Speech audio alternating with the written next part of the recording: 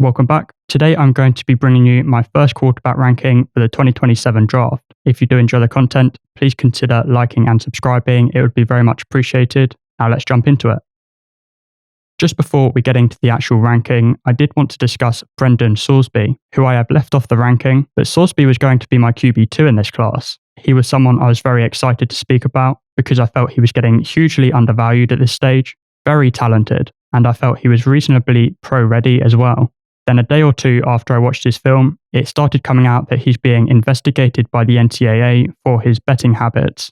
I'm not really interested in diving deep into the nitty-gritty of this situation, but long story short, there's every chance he's banned from college football and forced to enter the NFL early. So once the outcome of this situation takes place, I'll either add him back into the ranking for the next video I do on these quarterbacks, maybe slightly lower down due to character concerns, or if he's entering the NFL early, I might make a separate video on him. But for now, he's off my board. So with that aside, we'll get into the actual ranking.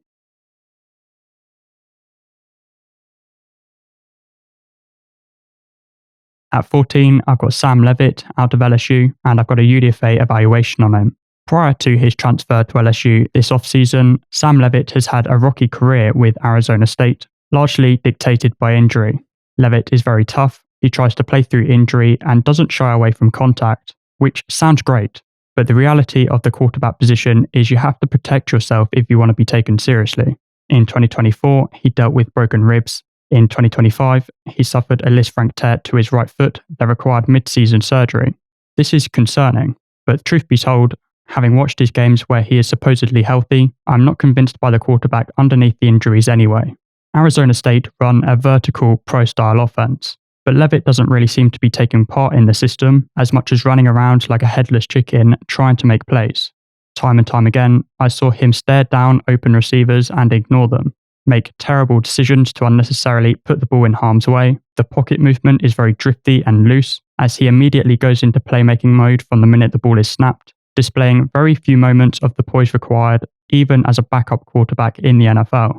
Levitt is not the biggest guy in the world, listed at 6'2", but I like the talent. He's a very nifty, mobile athlete with a decent arm. He can throw at different arm angles easily, and when he's got his feet set and his balance in the right place, I like the motion, but he's rarely getting his feet set and balancing himself before throwing the ball, as he's always drifting around.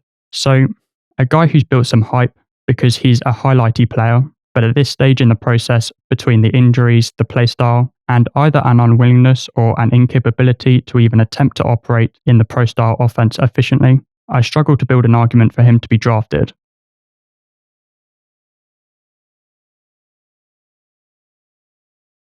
At 13, I've got Drew Mestermaker out of Oklahoma State. Despite entering college as a 0-star recruit, Drew Mestermaker is transferring to Oklahoma State as a 5-star in the portal.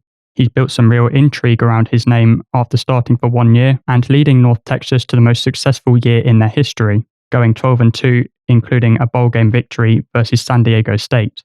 Unfortunately though, I think this was just a good year for the team, as opposed to a hidden gem at quarterback carrying the load. Mestermaker looks every part of 6'3" and throws with the anticipation required to make his timing-based North Texas offense tick. He's a decent athlete and throws well on the run, but the arm is underwhelming. The accuracy is okay, but he needs to make sure he's stepping into his throws because poor footwork leads to him missing some very makeable passes in the short region. The deep ball is something he struggles with as well, and the processing is practically non-existent. You can tell he's not really processing at all because even when his receiver is blatantly covered, Mestermaker throws into dangerous areas as the play is designed for him to throw to that receiver. And in the glimpses I've seen of him trying to go through progressions, he seems incapable. Mestermaker is inexperienced, even as a high school player, hence the 0-star status coming out. So he may have room to grow, but based on what I've seen so far, I'm not seeing much more than someone who has to compete to stay on an NFL roster in the future.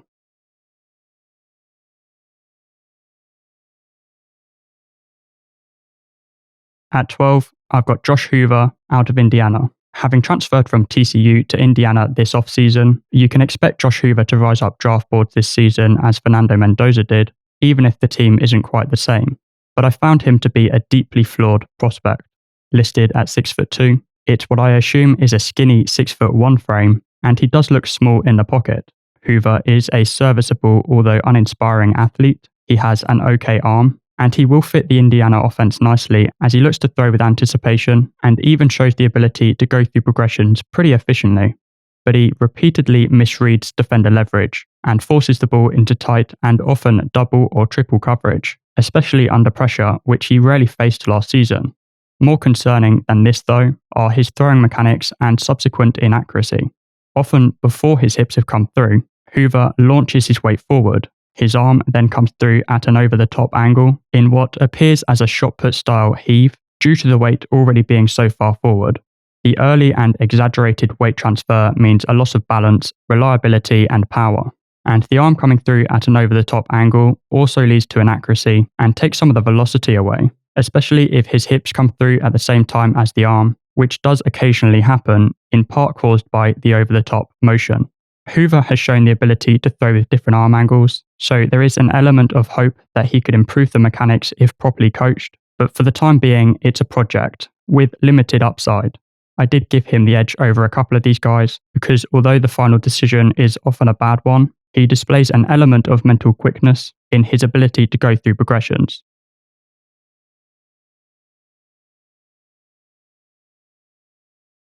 At 11, and moving into my late day 3 evaluations, I've got Byron Brown out of Auburn.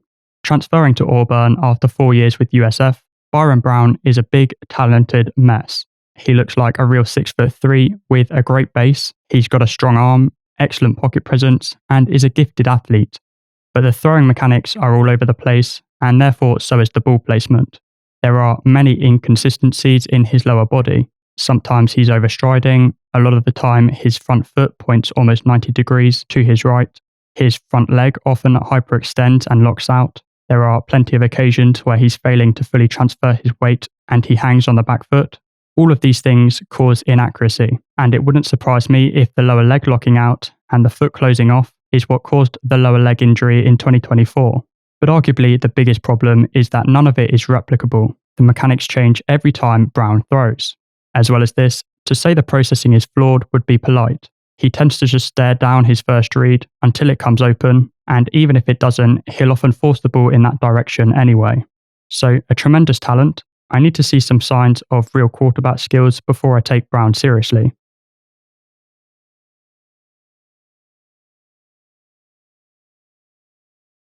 At 10, I've got Trinidad Chambliss out of Ole Miss. Trinidad Chambliss is a unique prospect. After claiming this year of eligibility due to a severe case of tonsillitis and respiratory illness in 2022 via a lawsuit against the NCAA, having been initially denied, Chambliss will be 24 come draft day. The biggest concerns I tend to have with the older prospects is the injury history that has caused them to spend so much time in college, and if they have some flaws, the experience they've already had suggests they might not be capable of developing. Well, Chambliss is pretty clean in terms of injury history, and in development terms, I consider him to be young and inexperienced with room to grow. He came out of high school as a zero-star recruit and has therefore spent his career up until last season when he transferred to Ole Miss with Division II school Ferris State. And correct me if I'm being unfair, Ferris State fans, but going from Ferris State to the SEC seems like a pretty big jump, and it shows. Chambliss looks like he is always a step behind. He is struggling to process the field at the speed he needs to in the SEC, never mind the NFL. As well as this, Chambliss is listed at 6 foot flat, and he looks small in the pocket. He might be 5'11", so for someone who seems like a high upside guy, this kind of caps his ceiling. He's also got a couple of bad habits in his throwing motion, like he'll overstride or shift his upper body forward before his arm comes through, meaning the ball dives low on the receiver. But with all this said, for all the question marks, he got better throughout the year. He did catch up in terms of processing a little bit. The accuracy is generally pretty good, and he is someone who's going to pop on an NFL field more so than multiple guys I've got ahead of him. It's a live arm. He's brave making throws under pressure. He's a very nifty athlete and is very capable making throws on the move. I see his upside as a career backup, but a backup that makes people turn their heads every time he plays and wonder if he could start.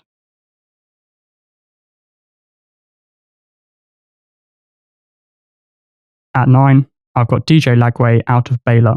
DJ Lagway's evaluation is totally incomplete. After a series of injuries dating back to high school to his ankle, hamstring, core, and most recently his calf, There is no film in his 2 years with Florida where he's healthy, so I will try to reserve judgment heading into a fresh start with his new team Baylor, as his film so far is a total mess, both in terms of processing and in terms of accuracy. But as the number one quarterback recruit out of his high school class, the physical tools are clear. It's an incredibly powerful 6'3" build with a live arm and dynamic movement skills despite playing through the calf injury. Let's hope we get a healthy Lagway next year, and we'll see if he can run an offense efficiently.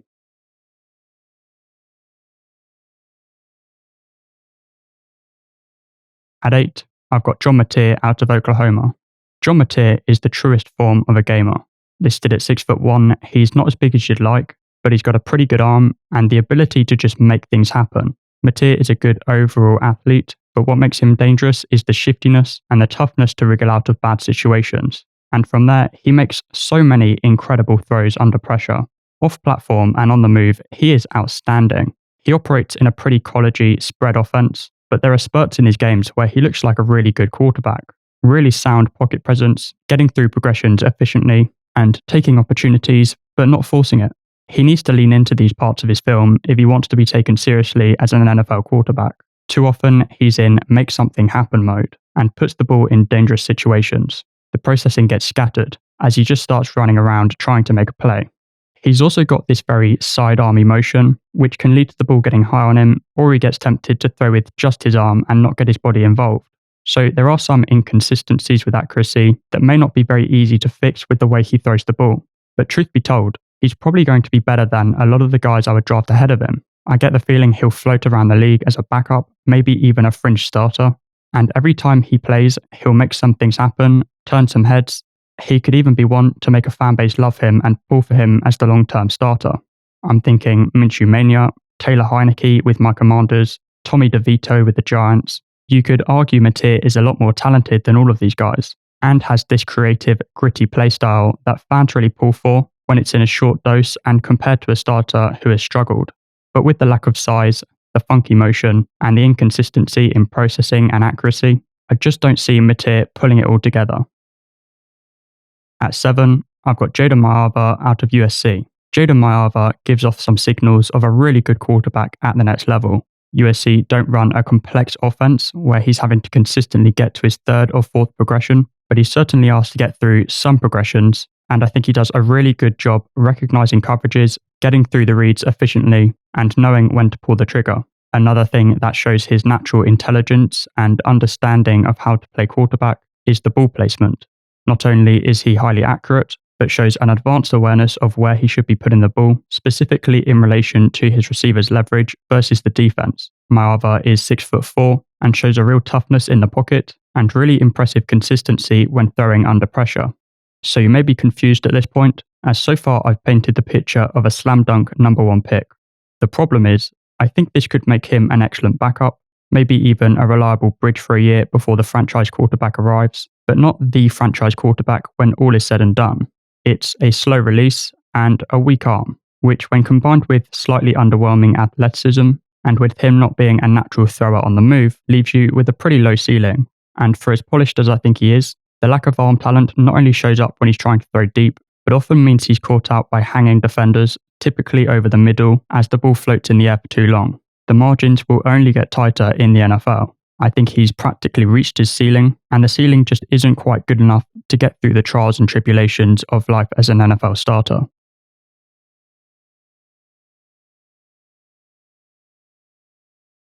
At 6, and getting into my day 2 evaluations, I've got Lenoris Sellers out of South Carolina. Sellers was someone I was really high on in last year's draft process before he decided to return to college, and whilst I'm seeing a lot of the same things, I've come away from watching his film this time around with a slightly different perspective. Sellers was on a South Carolina team that didn't look like it held up against SEC competition offensively, and I let him off the hook for some of the poor processing traits he has, because I felt they were probably caused by the fact that he's constantly under pressure, and the receivers aren't doing a lot for him either.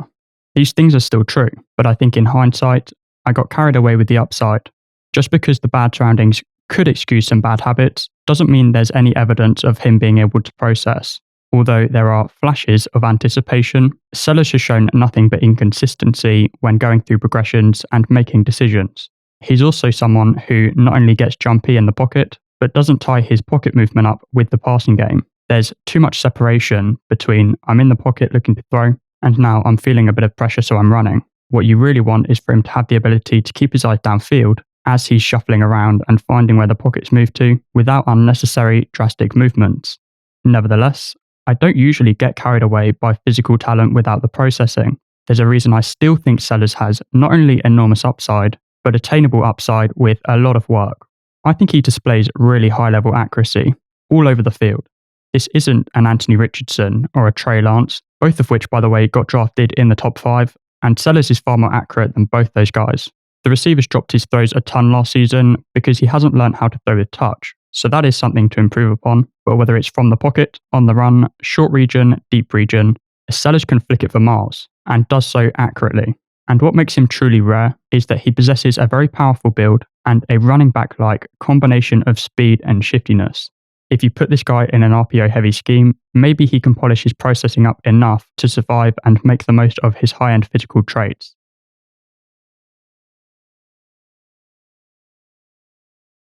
At 5, I've got Julian Sayin out of Ohio State.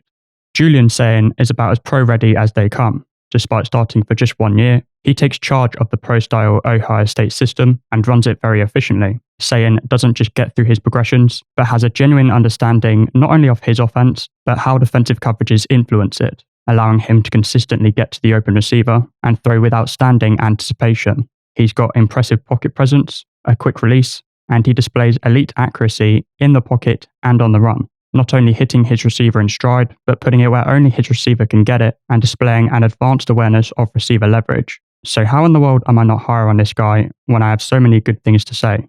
Well, he's listed at 6'1". I imagine he's 6 foot flat, and the arm is weak. He does have a couple of frustrating traits in terms of processing as well, like not taking the easy throw, which I'm sure is due to the fact he's been in an offense with Jeremiah Smith and Carnell Tate, where the downfield throw is always an option. But he also doesn't do a good enough job finding cracks in the trenches for him to throw into, which is an important part of the smaller quarterback's game.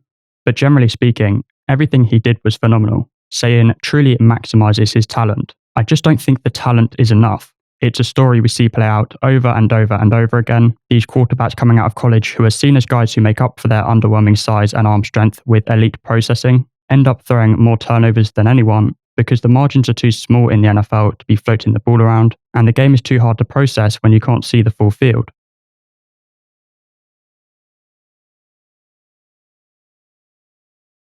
The first round evaluations begin with my number 4, Darian Menza out of Miami. Having transferred from Duke to Miami, I would think rightly or wrongly, Menza is going to climb up draft boards through the season as he finds success with a great team. And I like him, but I was conflicted on whether to label him a first round evaluation or not, and only just managed to talk myself into it. He's listed at 6'3". He doesn't look massive. I think he's probably 6'2", but he's got enough arm and a really tight, efficient motion. He holds it up high from the moment he gets the ball snapped, and this is good in the sense that it means he can get the ball out really quickly, but there's a reason that the likes of Rodgers and Mahomes loosened it up once they got to the league.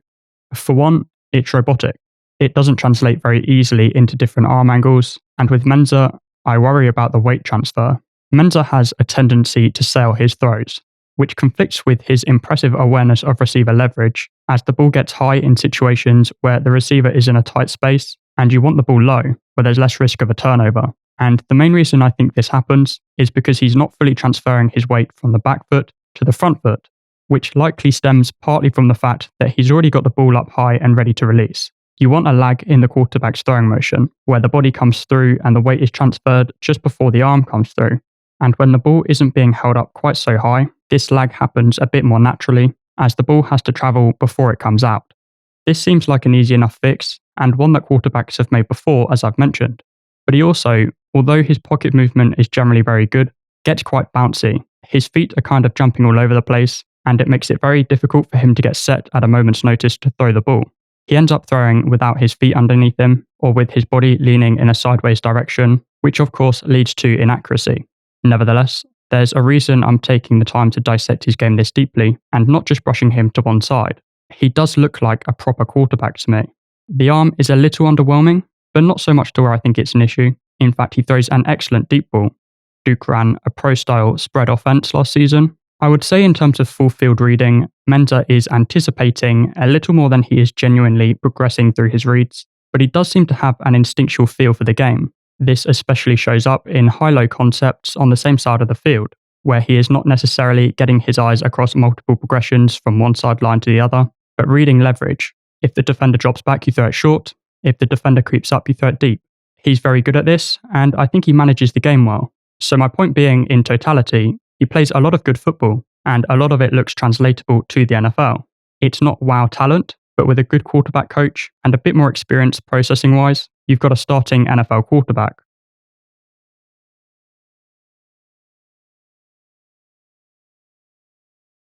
At 3, I've got CJ Carr out of Notre Dame. After an elbow injury just before his true freshman season, CJ Carr enters year 3 as a one-year starter. The first game I watched was Week 12 versus Pittsburgh, and the processing was awful. Notre Dame run a pro-style spread offense, and he was getting stuck, not necessarily on his first read, but whatever he thought was most likely to be open, he would rush to that read and stare it down before throwing it, regardless of the coverage. This, of course, led to a lot of missed opportunities and multiple dangerous throws. I then watched a few of his other games, and I couldn't believe it was the same quarterback. Carr was running the offense like a 10-year NFL starter. The progressions were patient but efficient, and he was getting the most of what was there to be had. But the overall game management is poor. For example, he'll be in a 2nd and 4 situation with his team up 10 points and still try to force the ball into triple coverage. But this is just the nature of a young one-year starter.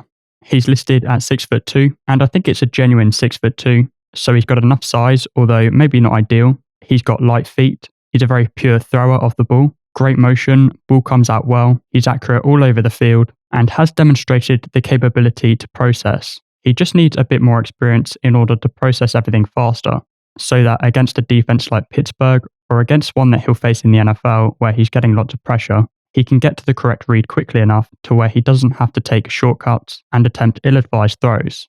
Overall, I've seen enough sequences where he looks like a really good NFL quarterback to assume that he's on his way to making this a reality with a bit of refinement.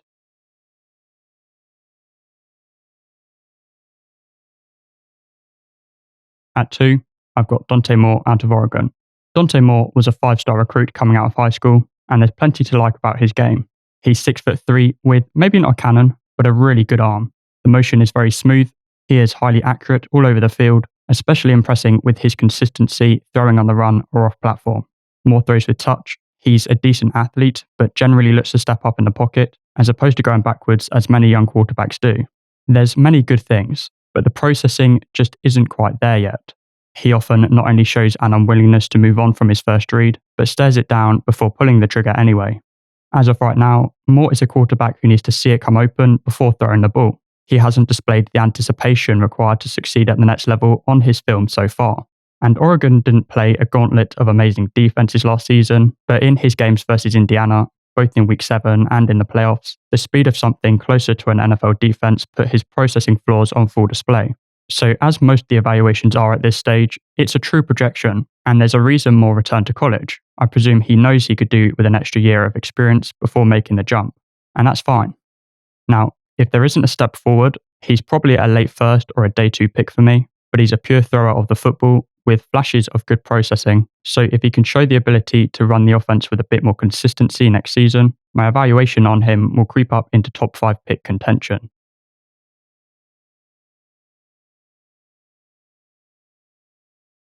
At 1, I've got Arch Manning out of Texas. You've probably heard of Arch Manning by now, and you may be quite fairly wondering if the hype is real. I mean, we've seen how overhyped a prospect can get because of their bloodline, never mind a quarterback prospect continuing the bloodline of 3 legendary quarterbacks. Whether he's good or not, Arch Manning was going to get the hype, but I'm here to tell you that it's real. First of all, at 6'4", he's got the size, and the arm talent is wowing. The ball flies out of his hand. Whether he can manage a game like Peyton, show up in the big ones like Eli, that's yet to be seen, but Arch is the most physically talented of the Manning family. He is also, as you would expect from a Manning, a very high-level processor. For Texas, he operates in a pro-style system. It is a modernized pro-style system with plenty of spread formations and RPOs incorporated, but there is more than enough sample size of Manning having to go through progressions, and he just gets it. There are times where I wouldn't mind him slowing it down a touch. He can get a little bit antsy in the pocket, or move on from a progression without seeing the break and miss the opportunity. But generally speaking, he is phenomenal at finding the right read, and he often creates space for that read by looking the defense off, something that may sound like an easy skill, but requires a genuine understanding of your offense and a natural feel for the timing. He's also got what is unfortunately a kind of old-fashioned trait, which is braveness in the pocket. I know I said he can get antsy on occasion, but I think this is more to do with experience. He wants to step up in the pocket, and I saw him make a ton of accurate throws as he's being hit. On top of this, Manning is no check down Charlie. He wants to use the cannon of an arm he has, and if there's an opportunity there to be had, he's going to pull the trigger. He is, however, going to want to tone this down just a smidge for the NFL. I get why he wants to make every throw, because he can make every throw. It's just making sure that those types of throws where there's such little margin for error are left as the last resort. The accuracy is excellent, and he is very gifted. He can make some incredible off-platform throws, but there are times on his film where he just gets into playmaking mode, and suddenly he has a clean pocket, but forgets that the basics like setting his feet and transferring his weight efficiently still go a long way, and he misses the odd throw with this getting lazy on occasion. And the other negative I had on him was that he could do with taking a bit of heat off the ball. Not everything needs to be a fast ball, because not only does it make it harder for his receiver to catch, but I saw him miss a couple where it just looked like he was putting his everything behind throws that didn't require it. So a couple of things to work on, but I'm just trying to give you the full picture. The reality is that those are just one in every 15 to 20 plays. For the most part, I was in awe watching his film. The size, the arm strength, the processing, the accuracy, the playmaking. Regardless of his name, this is a special quarterback prospect. He is just coming off a minor surgery on his foot, but he should be healthy for week 1, ready for a big season ahead. So, early thoughts on this quarterback class as a whole, it's looking pretty solid. I will say Arch Manning stands out, especially if Brendan Sorsby isn't going to be a part of this. Nobody is even close to Manning as far as I'm concerned. And as I made clear in the analysis, it's not that he's perfect. He's a young quarterback with lots of room to grow. But the talent jumps off the screen, and he's processing things faster than the likes of Moore, CJ Carr, and Menza. Now, those three I feel like are the next tier down. Honestly, they might even be 2 tiers down from Manning in reality, but I put those 3 in the same bucket. They will show signs of processing, but Moore and Carr need to speed it up, do it a bit more consistently. Menza needs to be pushed a bit more in terms of expanding his progressions to unlock the offense, but all at the same sort of level in terms of processing. The order of these 3 is more so in terms of talent and upside. Then Sayin and Sellers would be the next tier, both interesting for totally different reasons. Sellers, if he pulled it together, could in theory be my QB2 in this draft, but he's got a longer way to go than the guys ahead of him. Sayin, on the other hand, if they were all to be chucked onto an NFL field tomorrow for one game, he would be my QB2, but his upside is one of the lowest in the class. In terms of depth, I'll need to get through some more players to really know, but I would say that's the 6th out of these 14 I watched that have a chance to be long-term NFL starters. But that's all from me. I'll be bringing you wide receivers next, so stay tuned for that. If you did enjoy the content, please consider liking and subscribing. It would be very much appreciated, and I'll see you next time.